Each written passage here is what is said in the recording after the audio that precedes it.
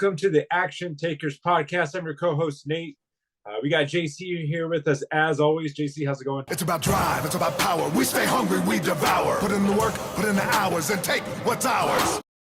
There's just been a weird couple days, but I'm doing really good. The weather, all of a sudden it was like 95 degrees, and then it somehow turned into like 31 degrees. So I'm bundled up, the heater's on, thank God it works. Ready to go, ready to take some action. But more importantly, how are you doing? Man, I'm doing good. And same thing, it's crazy. I mean, it's mid-October and it's 90 degrees here. It was cold. It was kind of cooler on Sunday. You thought kind of fall was coming back, and then nope, it's back to being hot the rest of the week, which is good. You know, I enjoy the heat and enjoy the sun. But yeah, you know, just plowing away at the old work and taking everything one day at a time. Dude, dude, life in general is just weird. So I had this crazy idea. I go, you know what? Because my wife and I have been talking about like making full-time travel more a real thing. And I'm sure enough, I'm on Facebook Marketplace, like, let's do van life or let's do RV life, and then we'll cruise it around the country and then to Mexico and Canada and Central America and all this. And it sounds amazing. So I go down and look at an RV, and sure enough, dude, if you sell RVs, you need to go sell cars for fucking 10 minutes because you will learn some things that are just monumental. Okay, this sales guy, I go, hey, is this thing available? They're like, yes. Is that it? And I'm like, what do you mean? Is that it? Like, do I want to come down and see it? Like, we're you know, kind of do some follow up. He goes, oh yeah, it's here. Yeah, we close at 6. You know, call ahead of time if you're going to come down. Like, I am calling you right now. I want to come down and look at this thing. And sure enough, he literally, I go, all right, I'm heading my way down. He goes, all right, great, thanks. Click. And I'm like, dude, I didn't get your name. You didn't get my name. You didn't get any of my contact information. Are you kidding me? Like, what? So sure enough, I get this random call from some New Jersey number, and I luckily enough answer it. And I'm like 20 minutes down the road into an hour and 10-minute drive to go look at this fucking RV. And he's like, oh, someone just put a deposit on it. Sorry, we'll let you know if it comes available. I'm like, holy shit, dude. Like, just, I don't know, just kind of cracking me up. And it reminded me of what you're currently doing. Do you have any advice for these RV salespeople? Because they are absolutely horrible. I mean, maybe it's just over there. You know, I don't know. It's kind of I think it just varies by these dealerships, right? I mean, and it's a crazy time too because even RVs, just like cars, I mean, there's a shortage of them. There's no abundance of these things, and people are still buying them up, and they're crazy expensive. Just for giggles, like yeah, the other day I just freaking randomly just let me just look at some RVs and trailers just to see what, and everything was crazy expensive. I mean, like older ones, like you know, in vans. I was just looking at these vans that they have, which are super cool, right? But you're talking like $80,000 for just a Sprinter van that's all decked out. You're just like, damn, dude. But I think it's just the way the economy is that they know they're going to sell them no matter what. You really don't have to do much because boom, we already called you, already a deposit. You know, I think that's what it is. It's just kind of that like, cool, you're gonna be here. If not, it's all right. There's plenty of people. And it's not like back in the day where you really, you know, where there's cars everywhere. There's plenty of inventory. Now it's just there's shortages, and so they're like, yeah, you're gonna come, cool. If not, someone else will buy it. Dude, and that just was like just a crack up because then I detour. I go, all right, I'm not going to go to Joe Blow's RV dealership. You know, he's jerking me around. So I go to Camping World, and not to knock Camping World, very lovely people. They're like, oh, what are you here to look at today? And I'm like, what do you mean look at today, motherfucker? Like, I'm ready to spend some money. You know, like like a shitty salesman has almost got a sale and you didn't do anything. All I did was walk into your showroom and they're like, oh, what are you looking for? And I'm like, oh, either like van life, diesel pusher, or like a class C smaller one, diesel motor. And sure enough, they show us 2022 brand new Sprinter van, Mercedes-Benz. legitimately van life, I go, oh, this is kind of cool. Like, it's got a generator, it's got a little twin bed, a little tiny fridge. I go, what does this go for? And they're like, $150,000. And I'm like, motherfucker, I used to sell Sprinter vans for like $27,000. Okay. There's not $130,000 worth of shit in this van.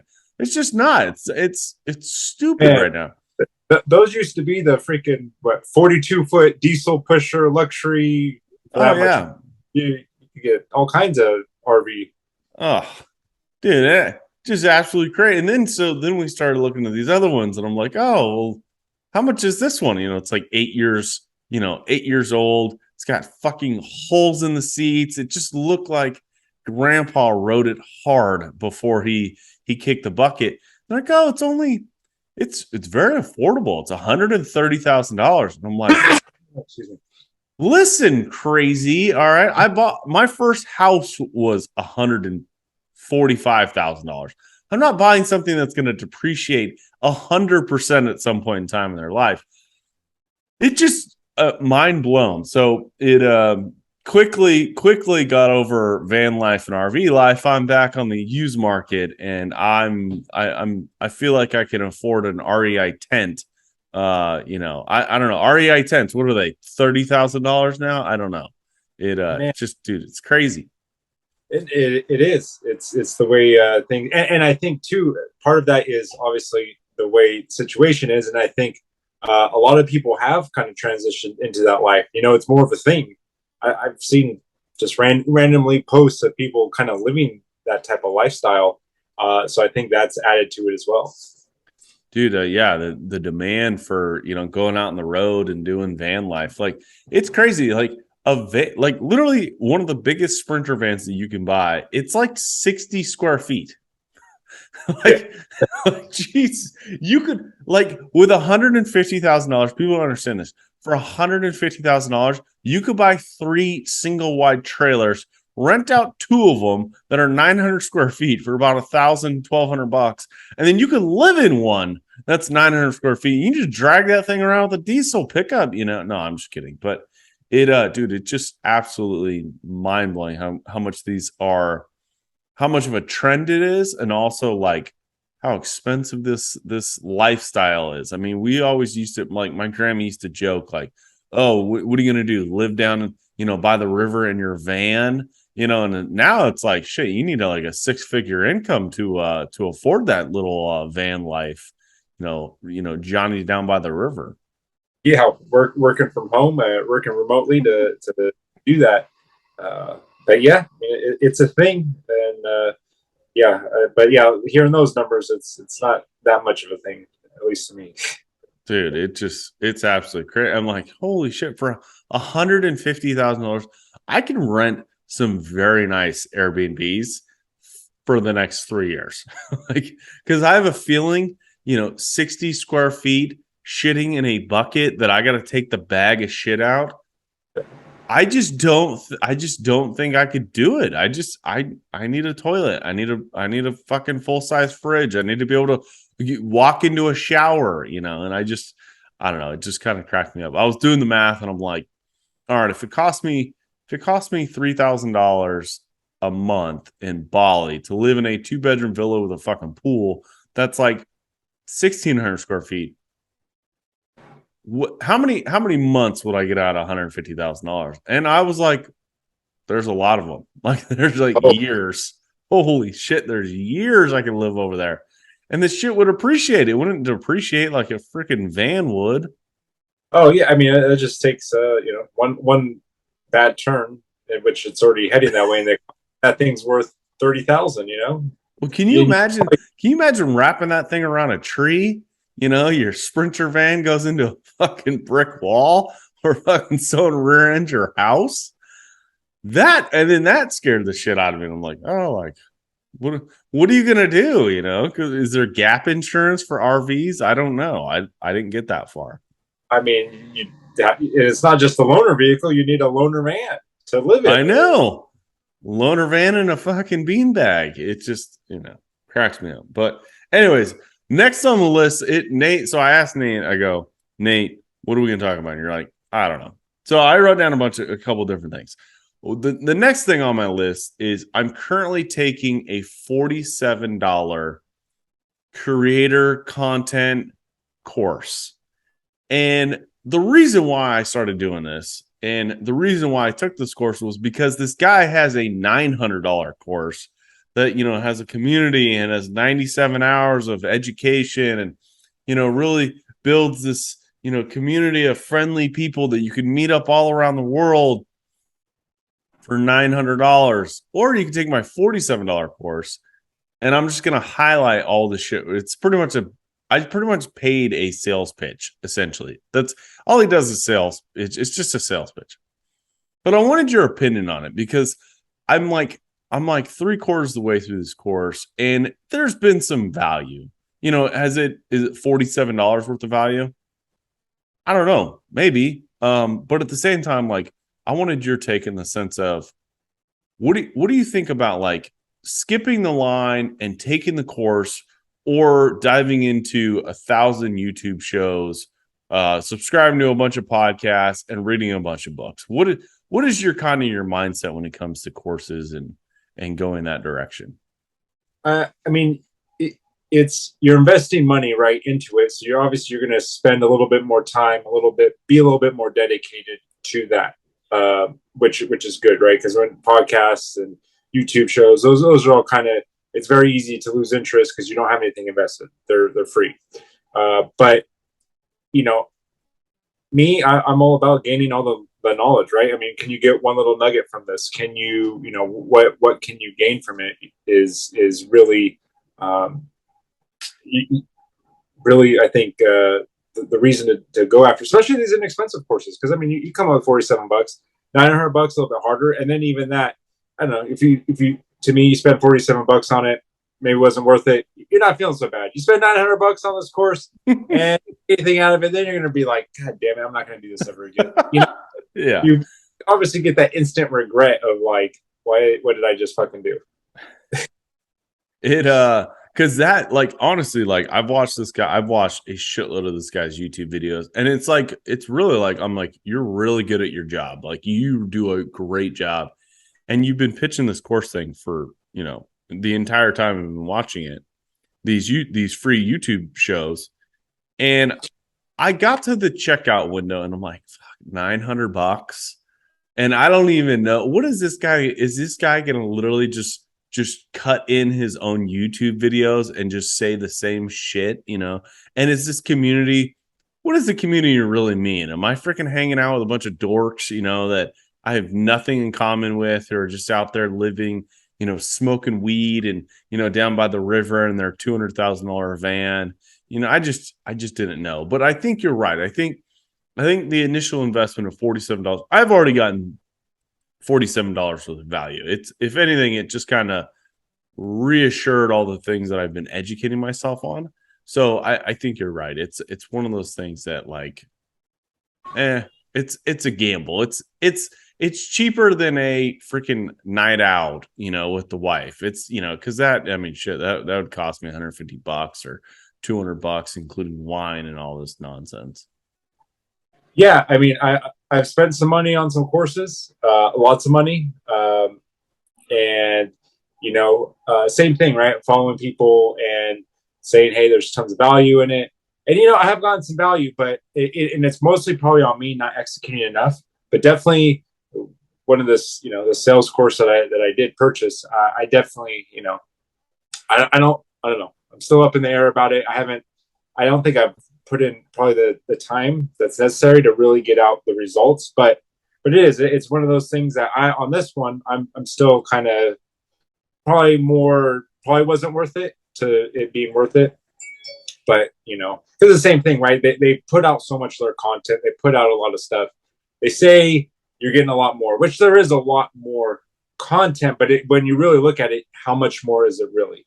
Really what you're, in this particular one, what you're paying extra for is the, getting to be on these live calls once a week with, this person that is, part of that has the course. So, it's kind of the extra stuff that you kind of pay for, getting to have yes, there is private community. There is the person or these other people that are part of the program that you do get to get on the calls, get to ask questions to, get some, not one-on-one, but you do get some feedback, which is cool. But you always got to look at it as like, damn, was the money worth it of this, and are you getting your return on investment? But I think in the end, just get more knowledge. It's always beneficial. So that brings me to my next point. Our courses, books, podcasts, YouTube shows, all this freaking shit that we pump out, we consume. When do we take some action? Because I hate to say it, Nate, the best learning curve that I've ever had is just going out and fucking doing it. Everyone says like, oh, learn from someone else's mistakes, and you're like, motherfucker, really? Like, that's, you can't learn. Like, losing $5,000 because I made a bad business decision, that will always stick around with me. I will always remember that. I will always remember that feeling. If I watch a YouTube video and they're like, oh, I lost $5,000 hosting a shitty tournament, and no one showed up, and it was fucking poorly advertised and poorly marketed, I'm not gonna learn anything from him and be like, that guy's an idiot. I ain't never gonna do that, So when does it come to a point where you're just, what is that saying? The analysis paralysis. Is that something that is concerning to you? And here's another one too that was coined by Andy Frisella, a success zombie, right? People that, the same thing basically, you're saying, just, hey, going on the courses, going on to the seminars, getting all the books, you know what I mean? You just keep consuming all the personal development stuff, but not doing anything about it. And I've heard, it's funny lately too, especially on the reading. Like, I love reading, I enjoy it, but someone that's makes a lot of money, has his big business, was like yelling, doing his reel about like, stop reading, stop consuming stuff, and it's funny because it's like, but then you hear other people, there's the Ed Milet's or the other people that do have podcasts and do stuff and put out books, and obviously super successful, are big on reading and doing other things, and listening to podcasts. So I don't know, you hear it from both sides. Both successful people have their things, read and consume, and don't read and consume. So I think it just depends, it depends where you are, and as long as you still, like you said, take action, still do stuff, and not just consume. Dude, I think you got to put a rule on it. And like, for me, the biggest thing that I do is like, I will write down like, all right, you've got 4 days to learn everything you can about what you're going to do, and then just go execute it. Because you can watch the free advertiser, or you can watch the advertisements on Shopify. You know what I mean? Oh, immediately start making passive income on your Shopify store. Here's a free trial. Well, like, learning about Shopify, learning about e-commerce, learning about fucking advertisements, learning how to get customers, that's all great. But when I sat down and fucking build the Shopify store, I'd been learning all the wrong shit. I didn't even know how to put the fucking thing together. I was like, oh God, I gotta hire a coder or some asshole. And sure enough, one of my buddies did it for me. But it was one of those things that was like, I focused on the wrong goddamn education. Like, you need the platform first, then go out and learn how to market, then go out and learn how to get customers. Because I think oftentimes we have these fucking check boxes where like, we got to do this, and this before we can do this. And most of the time you can get away with just a shitty website, a fucking shitty landing page, a shitty sales pitch. You just got to go out there and fucking be yourself and learn and go out and communicate. It's so funny. Like, the next topic that I want to talk about is, this week I've made more money than I have ever had in 1 week. And I'm not talking about like sales or I'm not talking about like selling like real estate or businesses or anything like that. But I'm saying that like, the work that I did fucking 11 months ago is the reason why I've had that week. Does that make sense? Yeah, definitely. It's fucking crazy. It's something, until you do that, you realize that exact thing. It's the stuff that you put in earlier, whether it's the door knocking, passing out flyers, the sending the emails, the making the phone calls, all those little things. Basically putting that stuff out, doing that, because sometimes too, even when you're doing it, you're like, is it even worth it? But not to sound too crazy, but it's a universe thing as well, right? Like putting that effort out, putting those things out, because eventually someone's going to pick up that flyer. They're like, oh yeah, I need this. 6 months after you dropped it off to them, or whatever it is, it's something's going to come up where they need your service or your product, and then they're finally going to reach out, and then, but lo and behold, a bunch of people actually reach out.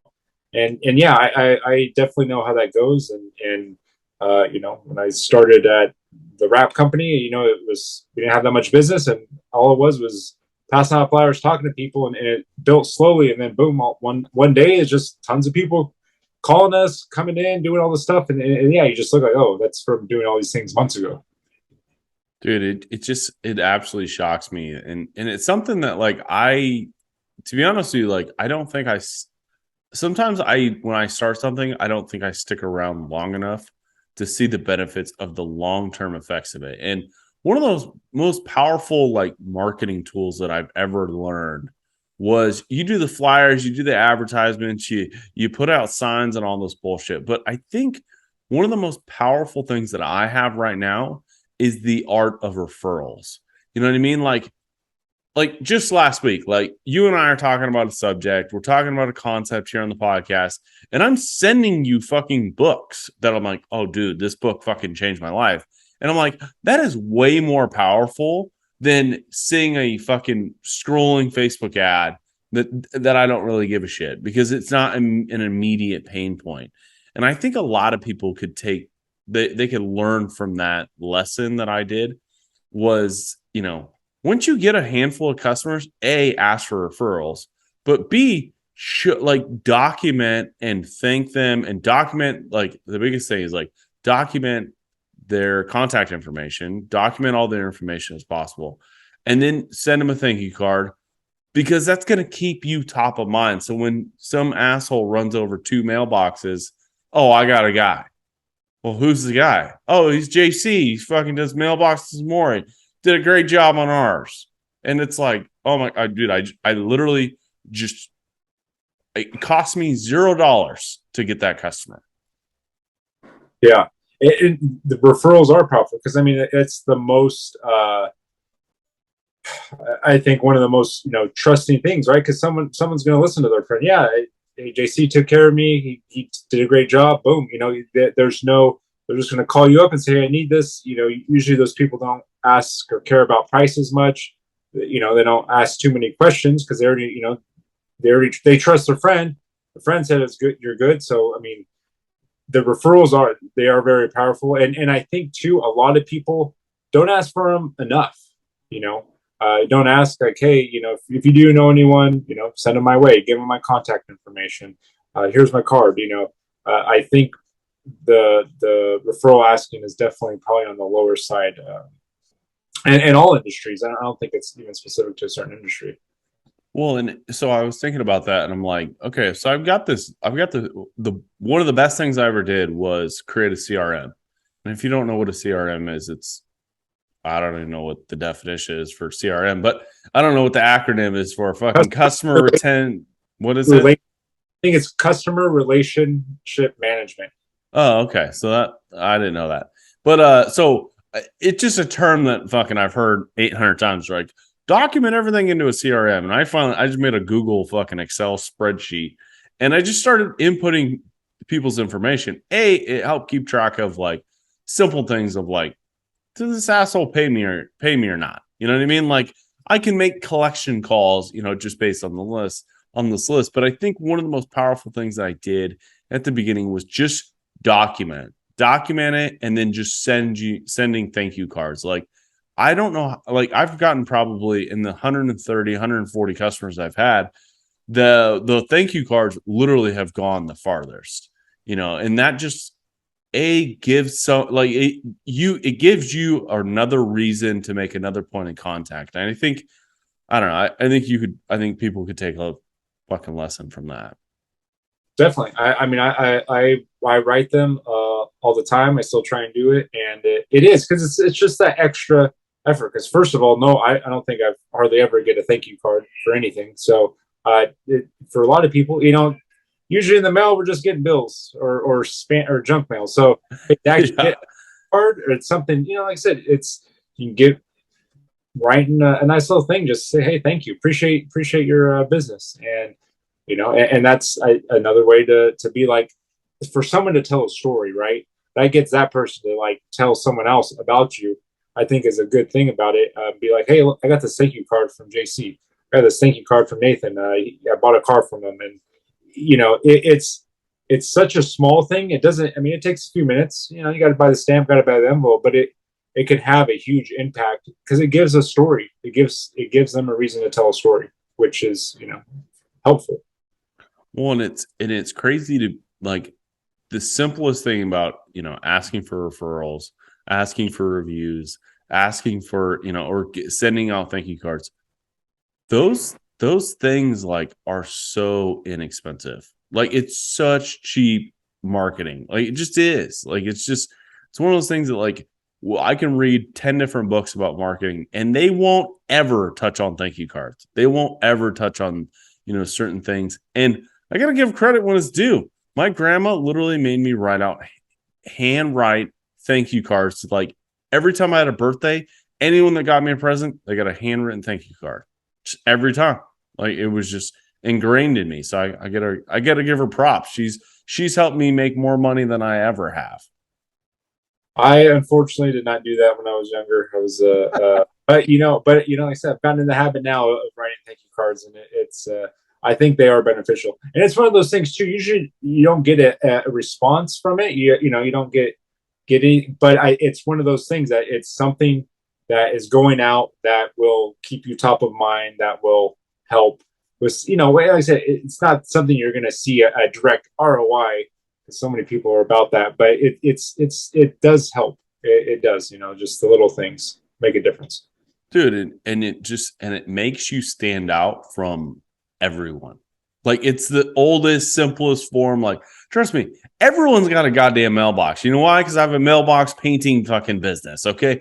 Everyone has one. And when you lose it, people freak the fuck out.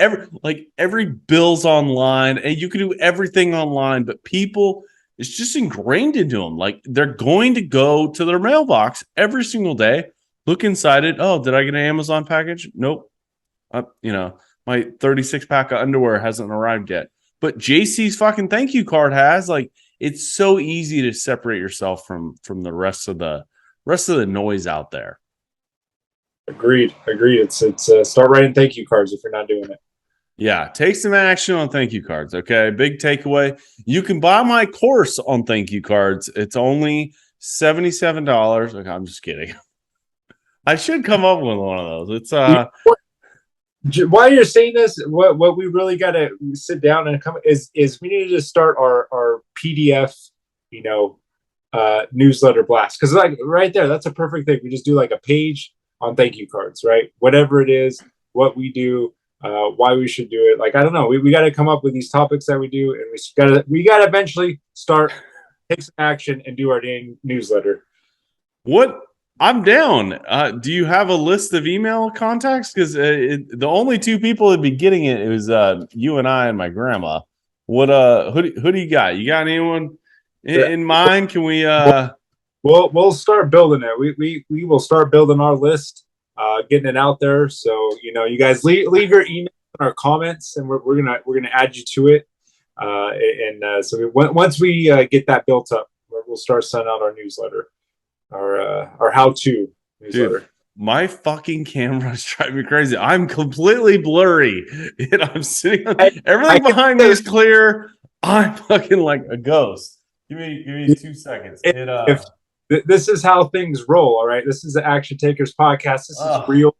We're not going to edit this either. It's going to be in there. No, it's happens when it's as close to being live as it is. It's going to be absolutely, dude.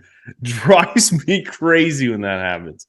So the newsletter thing, dude, I'm totally on board. The only way I'm not on board is if I have to do it every day. I wrote a newsletter for 3 days a week for a year and a half, and it was, oh my God, it But the one thing that I learned was like in my free newsletter, dude, I would pump as much content as I could in one newsletter. And I think the way our newsletter becomes successful is just because we can drop little nuggets. It doesn't have to be fucking pages and pages and pages of shit. Like, dude, I used to send out like it was like a newspaper. Like it was like formatted into a newspaper format, and it was like anywhere from 3 to 7 pages every single time. And I included photos and fucking links and all this bullshit. And like the most successful daily newsletters that I'm like a part of generally like are pretty short, or they've got like 15 content writers that are actually, you know, curating this damn thing. I think ours will start out monthly, and then we can go from there. Oh, monthly. Oh, you want to do no, dude? We got to be top of mind. We got to be in that. We got to that Grant Cardone, you know, style. Well, we'll add it in there to the long list of things we do. We'll add it in there to put some time every week get some sort of newsletter out. I think you know, you take 1 week, I'll take another. I'm down. I'm totally down. I could get behind that. How do we get customers? How do we get people to sign up for our newsletter?